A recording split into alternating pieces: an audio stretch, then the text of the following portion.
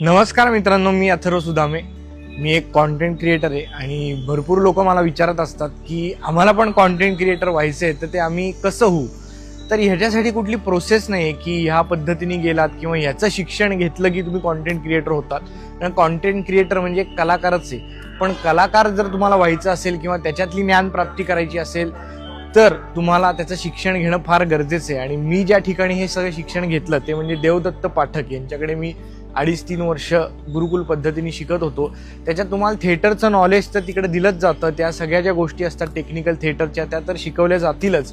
पण त्याचबरोबर तुम्ही एक तुमची पर्सनॅलिटी कशी डेव्हलप व्हायला पाहिजे, तुम्ही जेव्हा तुमची कला सादर करताय तर ती कशा पद्धतीने केली पाहिजे, तुम्ही कुठल्या कलेत तुमचं चांगलं होईल, कुठल्या कलेत तुमचं चांगलं होणार नाही किंवा कुठली कला तुम्हाला जमणार नाही, ह्या बेसिक छोट्या छोट्या गोष्टी सांगितल्या जातात की ज्याच्यातनं तुम्हाला नंतर कुठे अडचणी येत नाही किंवा नंतर तुमच्या गोष्टी सोप्या होतात. कारण का बरेच दिवस आपल्याला हे कळण्यातच जातात की आपल्याला नक्की काय येते किंवा काय नाही, किंवा आपण एखादा विचार केलेला असतो की आपल्याला ह्या गोष्टीत काहीतरी नाव करायचे पण आपल्याला ते नक्की किती जमतं, ह्या सगळ्या बेसिक गोष्टी किंवा त्याची जाणीव आपल्याला करून दिली जाते. त्यामुळे मी तुम्हाला एवढंच सांगेन की जर तुम्ही कॉन्टेंट क्रिएटरच नाही पण दुसऱ्या कुठल्याही गोष्टीत तुम्हाला कलेविषयी तुम्हाला जर काही करायचं असेल, ऍक्टिंगमध्ये काही करायचं असेल, तर थिएटरमध्ये काही करायचं असेल तर तुम्ही देवदत्त पाठक, आता Devdutt Pathak school of performing arts हे नवीन चालू करतायत. तर डोळे झाकून तुम्ही इकडे ऍडमिशन नक्की घ्या. त्यामुळे कॉन्टेंट क्रिएटरच नाही, तुम्हाला सिरियल करायची असेल, फिल्म्समध्ये कामं करायची असतील किंवा कुठली गोष्ट करायची असेल तर त्याच्या सगळ्या बेसिक गोष्टी आहेत तर तुम्हाला या इकडे नक्की शिकवल्या जातील. आणि ह्याच्यासाठी कुठलंही वयाचं बंधन नाहीये.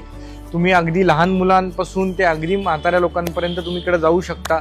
हे थिएटर एक्सरसाइजेस जो प्रकार आहे तो त्यांनीच चालू केलेला आहे. तर ह्या सगळ्याचा तुम्ही उपभोग घेऊ शकता. तर मी एवढंच सांगेन की आजच Devdatta Pathak school of performing आर्ट्समध्ये तुमचं नाव नोंदवून टाका. धन्यवाद.